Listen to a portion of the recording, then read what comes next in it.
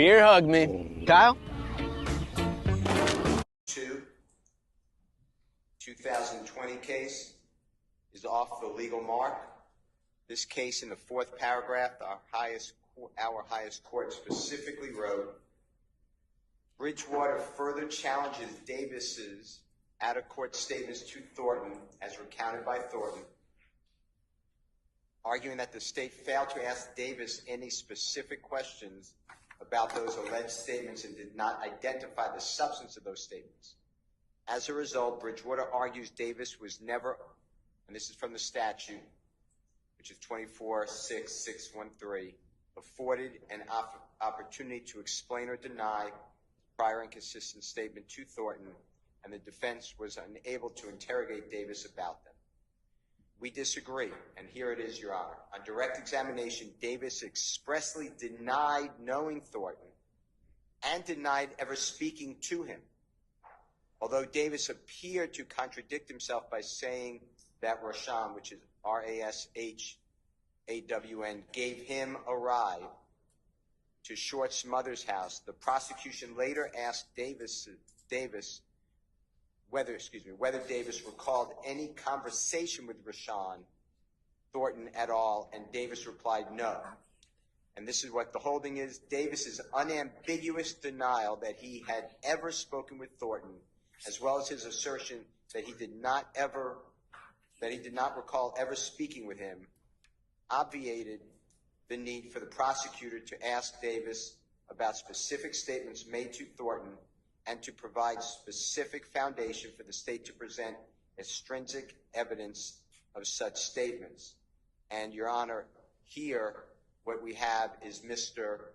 Copeland never said, I denied speaking with the authorities, or I deny ever discussing Mr. Williams et al. With the authorities. He is saying actually the opposite. I probably did say all that. Let me explain to you why. So the state's reliance on Bridgewater respectfully is not on point. And then in Bridgewater is cited in Rozier, which is R-O-Z-I-E-R. Mr. Steele, can I ask you a question? No, it looks like on in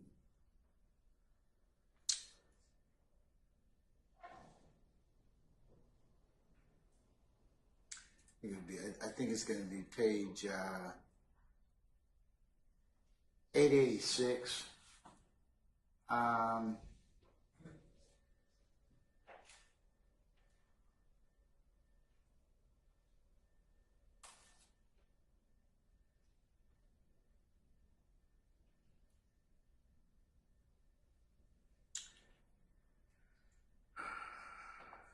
It's got Bridgewater further challenges Davis' out-of-court statements to Thornton, as recounted by Thornton, arguing that the state failed to ask Davis any specific questions about those alleged statements and did not identify the substance of those statements. As a result, Bridgewater argues that he was never afforded an opportunity to explain or deny his prior consistent statements to Thornton, and the defense team was unable to interrogate Davis about them, and they cite 24-6-603, and they state the appellate court states that we disagree. So how are you saying that's not applicable or potentially applicable here? Because if you just go the next two sentences, specifically, Mr. Davis, the witness, denied ever making a statement to the police at all, and denied ever even knowing one of the parties. Well, isn't that kind of similar what we have here in terms of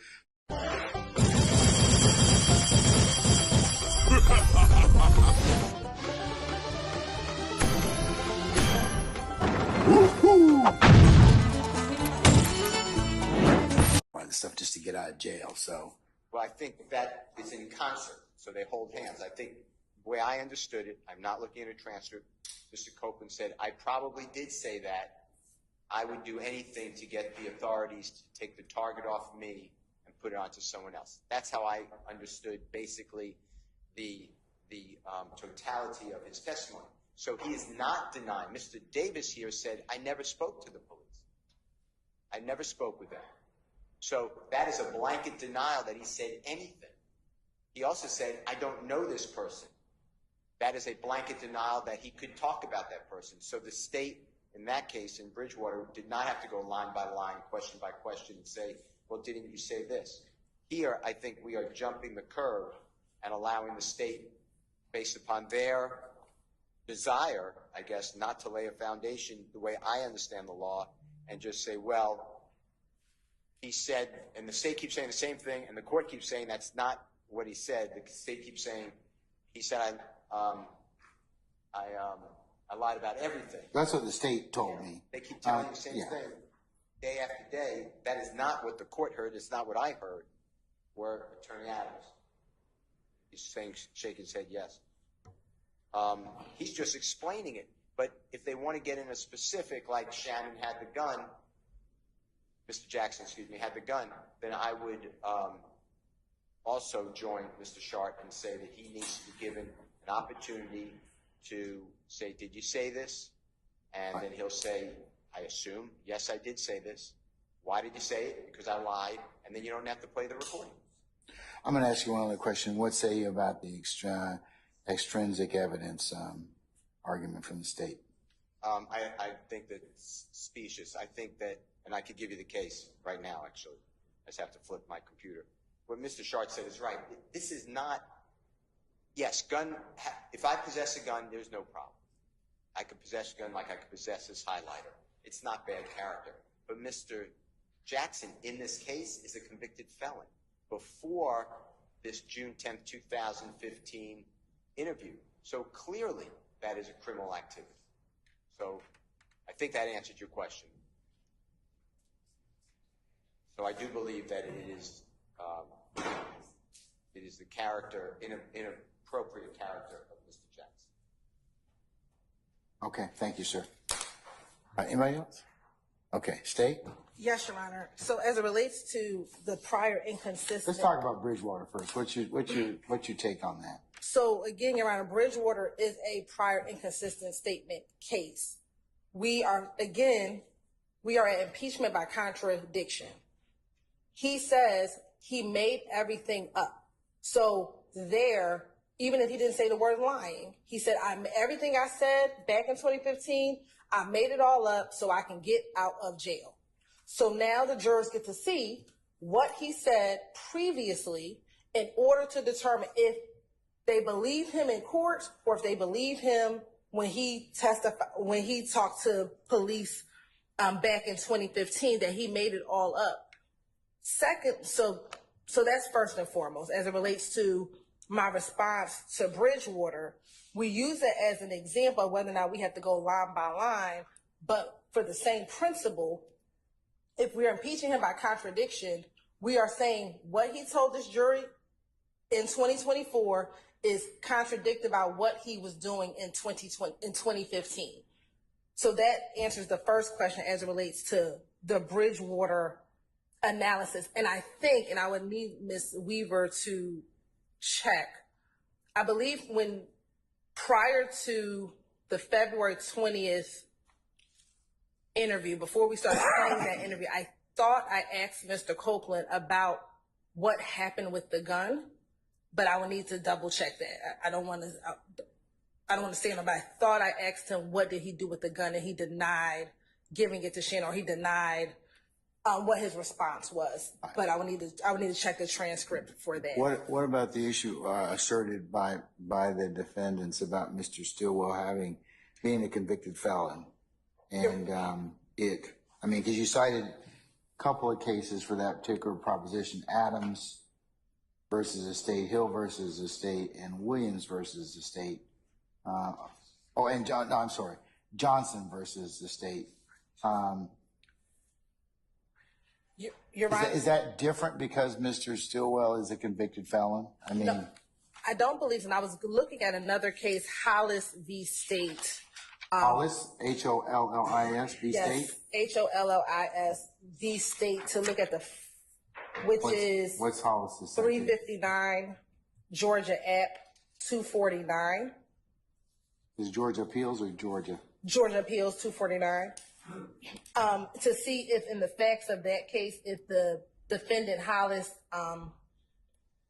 I believe in that case, defendant Hollis may have been on probation for a crime, and he had a gun, and the same proposition was the same, but I need to look back at the facts of those cases.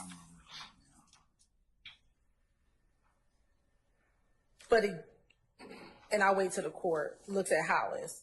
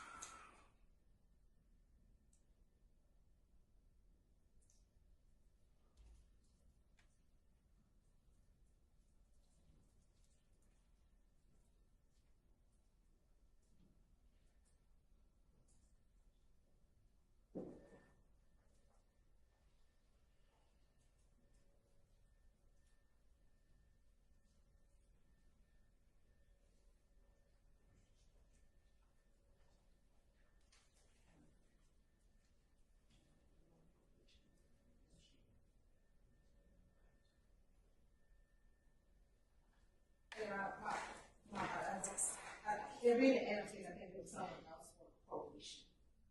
So I have not found a case out of my point. Speaking directly to the issue of Mr. Stillwell being on whether or not the fact that Mr. Stillwell being on probation would impugn his character, but Your Honor, the state will go back to the Johnson v. State case, which is about inextricably intertwined evidence, Your Honor. And again, not forgetting that the prosecution that's currently going on is not relegated only to the murder of Donovan Thomas. We are in a RICO conspiracy. And so the sole fact that Mr. Copeland, in the midst of a retaliatory shooting in which the opposition gang believes that he killed one of their gang members, uses a gun that was given to him by Shannon Stillwell, is one, inextricably intertwined into this case. And although it's inextricably intertwined, and although it incidentally places his character although it places Mr. Stillwell's character at issue, it is inextricably intertwined into the overarching story and conspiracy that we are attempting to prove in this case, Your Honor. And here in the Johnson case specifically, this court let in an entire aggravated assault shooting as intrinsic evidence. Is that Johnson at 312 Georgia 481? Yes, 481. All right. And interestingly enough, this case involves the Atlanta Blood Gang as well. But here the court let in an entire aggravated assault shooting as intrinsic evidence. But I think that, let me go back to Adams. I think Mr. Shart's argument is his specific grounds of objection are that his client is a convicted felon. So, and so that's why the fallback plan, not the fallback plan, but that's why if you think that that is a character issue, what Johnson v. State says is if an act is inextricably intertwined, one, it comes in, and then two, when I cited the court to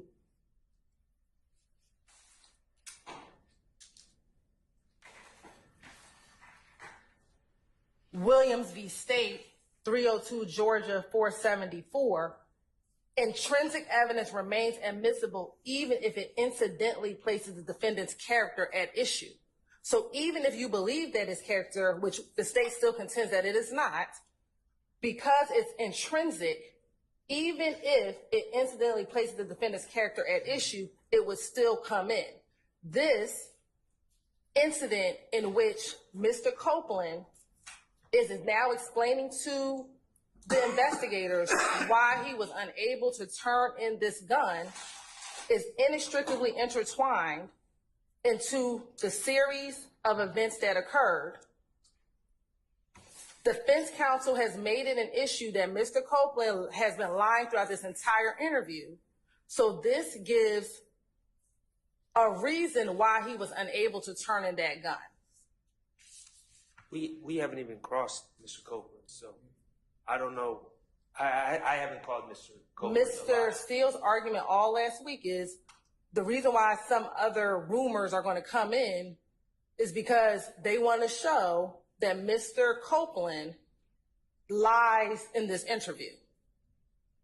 That was the exact argument last week as to why certain non-relevant portions of this interview should come in. Ms. Hilton? Mr. Shaw? I'm just seeing if you were Yes. finished. Okay.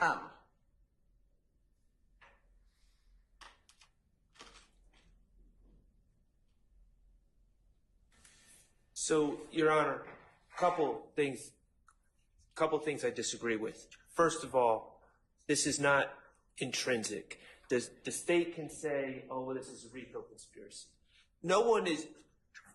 We are dealing with the January 10, 2015 Donovan Thomas homicide, and that's allegedly what all this is related to, according to the state.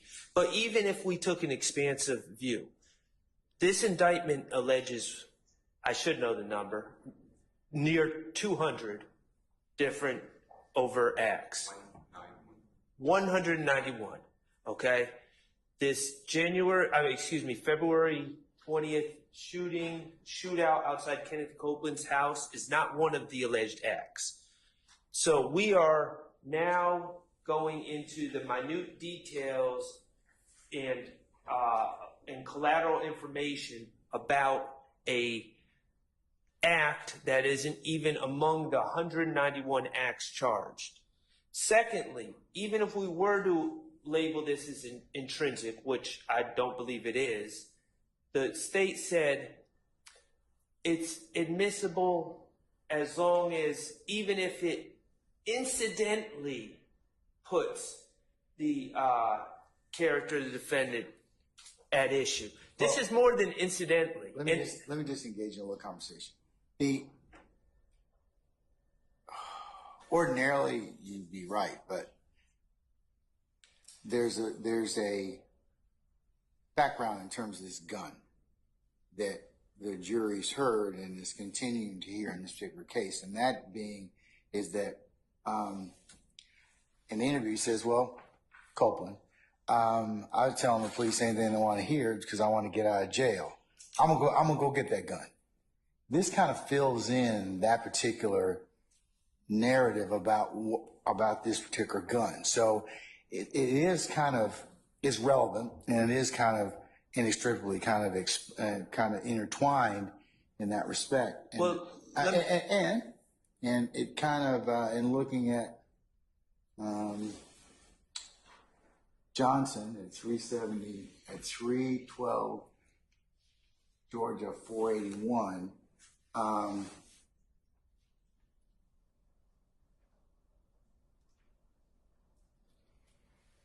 Evidence is admissible as intrinsic evidence when it is an uncharged offense arising from the same transaction or series of transactions charged offense. 2, necessary to complete the story of the crime. Or 3, inextricably intertwined with evidence regarding the charged offense. It's like Smith versus the state. So in this particular circumstance, I think that's why they're trying to complete the picture about the weapon. I understand what. Okay, and I know you fundamentally disagree, and Well, I'll take that. Let me just say a couple things. First of all, this weapon, I think this is important to know. This gun is not involved allegedly in any other crimes or acts. So there's no loose ends that need to be tied up later with who had this gun or where was this gun. This gun, the story about this gun ends here. Okay, so there's nothing else that comes up about this gun. But secondly, when we're talking about, and this is why I said incidentally places character evidence. Okay, I've already distinguished my client is a convicted felon. It's character. do you have any case law that, this is that specifically shows that, and you can invite me to look at about a convicted felon? Well, I think it's pretty clear. I mean, evidence of someone committing an uncharged crime is. But I asked you if you had a case. I can look. So I could. I mean, that would help me kind of decide this. But it looks like from looking at Johnson that even an uncharged offense, can be considered I for the understand proper that. purpose. I understand that, but this is when we get to the level of prejudice and I have to I'll make a 403 balancing test in that respect, because you're absolutely right. I'm supposed to do that. And I just want to point this out. Not only would the jurors be hearing about my client committing an uncharged crime, but the most important thing that I'd ask you to consider is my client, this uncharged crime, which they're going to hear about through a videotape of my client committing. My client is charged in this indictment with 2 counts of that exact crime. So they're going to hear a videotape of Kenneth Copeland talking about my client, Mr. Stillwell, committed possession of a firearm by a convicted felon. They're not supposed to consider that for propensity, I guess. But then at the same time, they're going to be asked to weigh in on his guilt or innocence of 2 separate counts of possession of firearm by a convicted felon. To me, that increases the prejudice, because, I mean, it's obvious. If you were charged with check fraud, and you know, someone brought up that you pushed a lady down the stairs one time, yeah, that would be prejudicial. But if they bring up the fact, oh yeah, he's been convicted of, or he committed check fraud on this day and committed check fraud on that day, and then we say, hey, jurors, what do you think about Mr. Stillwell? Do you think he's guilty of these check frauds? Of course they're going to say yes, because they're going to have heard about these prior uncharged acts. So that's what I'm dealing with. The uncharged act is exactly what he's charged with in this indictment. Okay. And that increases the prejudice. Whatever you do it for less at Harbor Freight. I'm Wesley Bell, and I know that when Democrats come together, we can accomplish big things. We reform the St. Louis County Prosecutor's Office. We can lower the cost of prescription drugs and restore abortion rights, but only if we stick together. They need to track it. This weapon is not part of the story at all. It's not intrinsic. It's a dead end. Well, I'll weigh that, but I think they're saying it's intrinsic to the fact of this completion of the weapon. I understand now. I understand your point is it's not really this is not the gun that's charged with anything in this case. Right. There's no ballistic matches. All right. Okay. State. Your Honor, again, the state's intention is not to impugn that this gun was used in any other offense. It is solely to complete when Mr. Copeland says, I told you all I was going to turn in a gun. The gun that I was supposed to turn into you all, I did not turn it in because it was Shannon's gun. That is what we're trying to complete, because again, defense counsel will purport through whether it's their cross-examination, but what they have indicated is that they want to show that Mr. Copeland is a liar. Mr. Copeland is now explaining to the detectives, in February, I told you all I was going to give you a gun. I never gave you all a gun.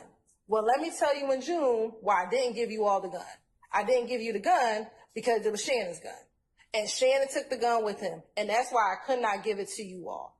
But there's a reason behind the gun. But what it does is, nobody's been able to kind of tell me otherwise that being a convicted felon, I mean, I know it's a status offense, but even looking at Johnson, Your Honor, the Johnson case in which they're allowing an intrinsic act of an aggravated assault, the case itself was a murder case. And they allowed into evidence another aggravated assault. It was a murder and a shooting incident at a gambling house. Uncharged aggravated assault? Or yes, it was one that was on charge in the indictment. It was uncharged. It was uncharged in the indictment. And they allowed it an entire. It was not charged in the indictment. It was not charged in the indictment. So here, Your Honor, we're not asking for a crime to be admitted. We're asking solely for the playing of the fact that the gun was not turned in because it belonged to Shannon. Shannon went on tour with Thug, and he went to Miami. We're not even saying that. Okay. All right. Let me say about that. What about Mr. Shart's argument about I have to do then a 403 balancing test? Is it more probative than prejudicial? He's saying you've already charged Mr. Stillwell with 2 counts of possession of firearm by a convicted felon, which are going to be brought up later on. He's saying this increases the prejudice. So what would you say about that? Because and I'm listening to it because it's a road to nowhere. It's kind of like, in terms of what you have to prove, it kind of just, the jurors may think, well, this guy's who's a convicted felon has this gun and it's not really involved in anything that's charged in this case. Your Honor, Mr. Stillwell is charged with a murder in 2022, and that's one of the offenses. Okay, but is this gun tied to anything? the gun is not tied, but trying Okay, that increases the prejudice though, because if it's not tied to anything, I mean, I understand what you're saying, but I'm sorry, I apologize. no, go ahead. I'm apologizing. No, you go ahead. go. I'm sorry. Now, what it does is it increases the prejudice in terms of because you don't want the jury confused on the fact of, okay, we've heard Shannon's got a gun, or that Copeland's saying, hey, Shannon, the reason I didn't turn it in is because Shannon took it and he took it down he took it.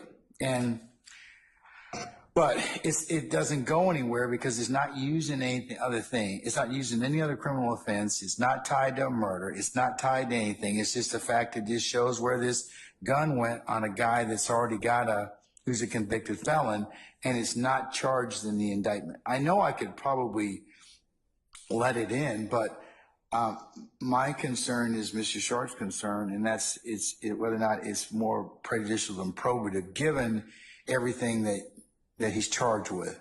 Is this going to confuse the jury or let them know, hey, he's, what about this weapon when it's not tied to anything in the indictment? I mean, I know that Johnson seems to indicate that, but so tell me how I get over the 403, given what you charged Mr. Stilwell with in this indictment. Sure, because the state has not asserted and will not assert that this gun that Mr. Copeland used in 2015 is the same gun used in 2022. It's a 7-year difference between this particular incident in 2015 and what Mr. Copeland says. The only purpose for this portion is to complete what happened with the gun, especially given this notion or this idea that in 2015, Mr. Copeland was just lying about everything. So we as the state have to show, we believe that in 2015, his statements were credible. He gave a reason for what happened with the gun. I believe that Mr. Sharp's trying to confuse issues as to the fact that Mr. Stilwell is charged in the indictment with possession of a gun. That is separate and apart from the purpose in which this particular piece of evidence will come in. It is solely to complete what happened with the gun that Mr. Copeland used in order to defend him, his child, and his child's mother. The state has no intention of saying this Glock was used in some other crime because we don't have any evidence towards that. Furthermore, when we talk about what happened in 2022, as the court will instruct the jury, they have to look at every crime individually. So when we get to 2022 and the murder that happened in 2022, the jury is going to have to look at the evidence for that particular crime, in addition with the RICO, independently of whether or not Mr. Copeland used this gun to fire back at individuals who were shooting at him. They're going to have to parse out that evidence for themselves. That's a separate issue other than Mr. Stilwell. I hear what you're saying. I mean, I tell you what I'm going to do. I'm inclined to apply the 403 balancing test and find it's more prejudicial than probative. But here's the take, defense. If you open the door as to it, I'm going to let them bring the truck. So you got to be very careful about not opening the door about this particular issue and this weapon, okay?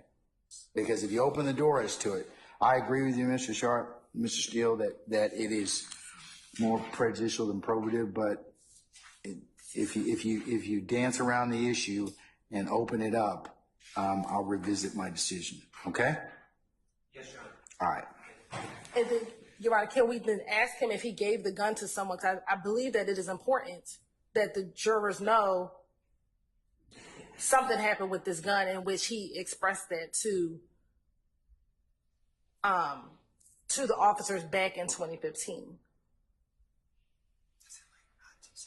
I mean, not to say that it was Shannon, but to say that. I think you get in the same issue about if you name Mr.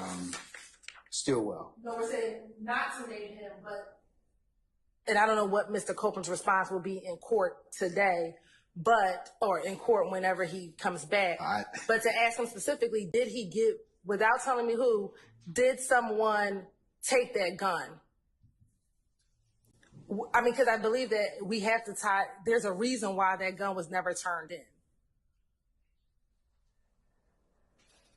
Sure.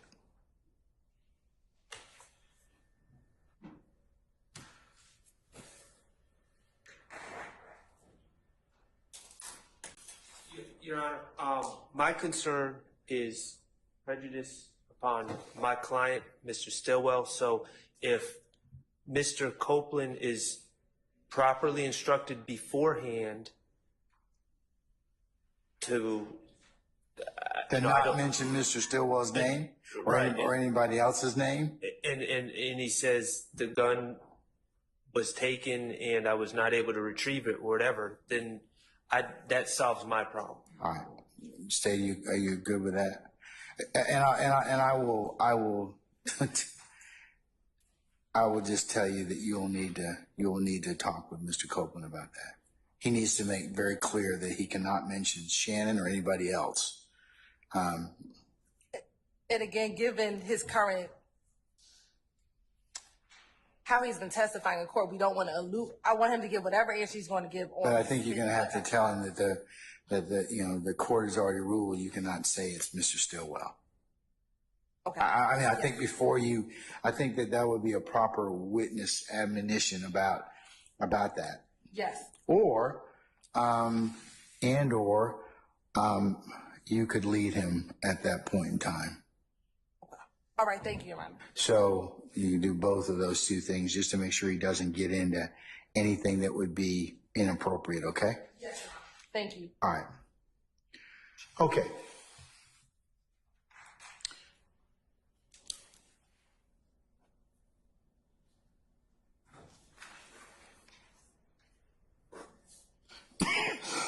Excuse me.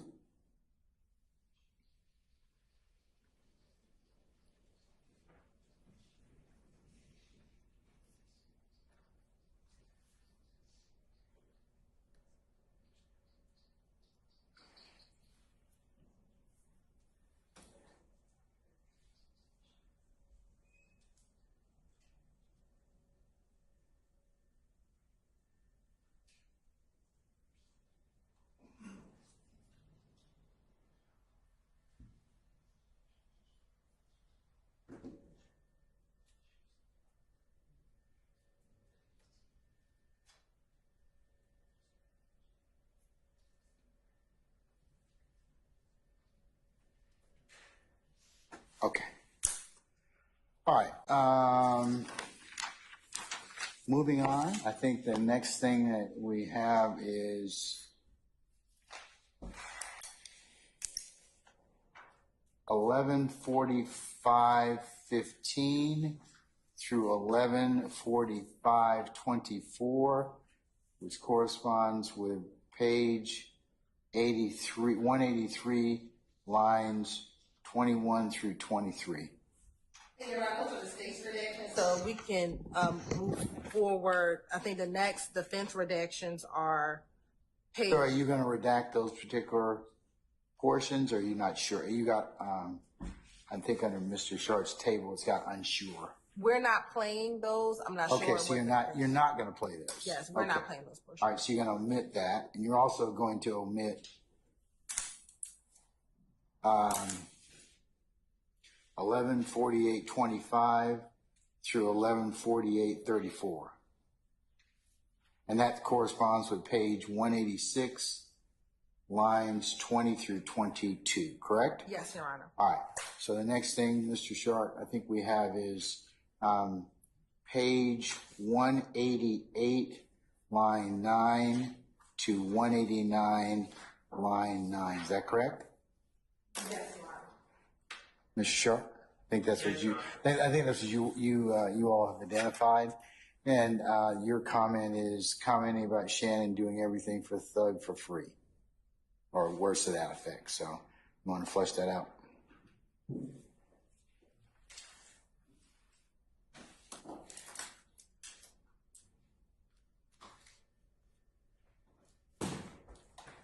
Yes, Your Honor. I don't know what Mr. Copeland is specifically referring to when he makes these very generalized statements. But he essentially just goes on to say that my client doesn't have many earthly possessions, which I don't have a problem with him saying that, but he also insinuates that he commits crimes for Jeffery Williams and doesn't get paid to do so. He just does it to do it. He doesn't give specifics. I'm not sure what he's referring to, and it's bad character evidence, violates 404A and B, and that's why I'm objecting. And I don't know. It's entirely unclear what his personal knowledge to any of this is. All right, sir. Ms. Hilton? Yes, ma'am. Okay, go ahead. And now, what's that? What's the reference on the tape? So 11:50. We'll start a little before 11:50:01 to 11:51:03. All right.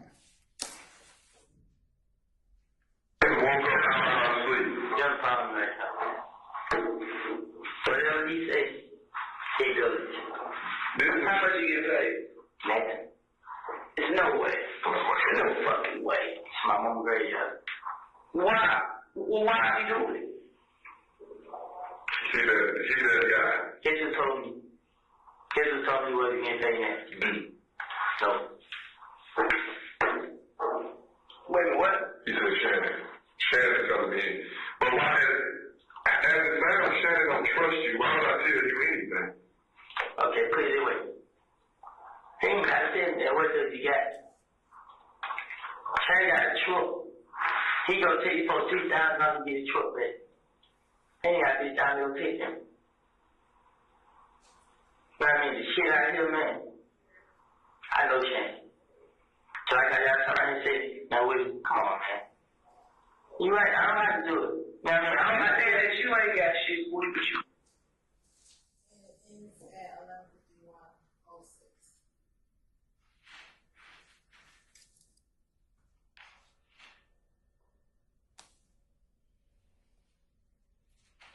Okay, what's the state's theory of admissibility as to that respect? That particular line, those picker lines. One, I don't believe that it's character evidence at all. When we start this portion, prior to this particular section,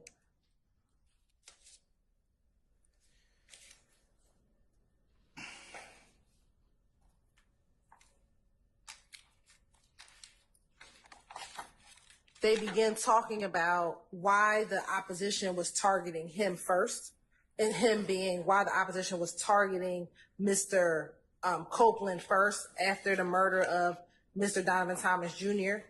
And he's explaining, he being Mr. Copeland, is explaining that it's not me, it's Shannon. And he doesn't say his name. That's when he points to the paper. Because it would appear that on the paper, Shannon's name is on the paper. And he says, this is your problem right here. Whatever he says, he does. And he points to the paper. Presumably, Mr. Williams' name is on the paper and Mr. Stillwell's name is on the paper. They then go in to ask him, how much is he getting paid? He says he's not getting anything. And then they ask him, well, who told you that? And he says, he points, what I believe to be, he points at Shannon, because Dennis clarifies, he says Shannon. He says Shannon. So one, this goes into Copeland's belief of why he doesn't understand why he's being targeted by Ifgang, because I'm not. He being Copeland? Correct. And he's explaining that I'm not the problem. It's Shannon is the issue. And they're trying to understand more of the dynamic or the relationship between Shannon and Mr. Williams. And he further explains, look, he's not getting paid. He does, according to Copeland, he's doing whatever he wants just for him. And I believe that, again, that is He being Mr. Stillwell? correct, is doing whatever it is that Mr. Stillwell is doing for Mr. Williams and not getting paid for it, and not, and so I think, again, that is important when we talk about this gang RICO enterprise, the relationship between the parties. And what Mr. Copeland is talking about is the relationship between his perception of the relationship between Mr. Stillwell and Mr. Williams. And again, when we're talking about the larger conspiracy and we're talking about the nature of their relationship, the nature of the enterprise, here is arguably an unindicted co-conspirator to the larger gang talking about two other gang members and the relationship between them. We believe that that is relevant for the jury to hear. Your Honor, I'm going to withdraw my objection. Okay. Mr. Steele? Well, I'm objecting to everything, but Of course. All right. I just wondered if you have another specific objection since it references your client. That's why I was asking you. I have objections that I believe the court noted. I know Shannon. That's his response. How do you know this information? I know Shannon. He doesn't give any background reason. The state hasn't asked about this at all. And then Mr. Copeland just pontificates and speculates how did Shannon get $3,000.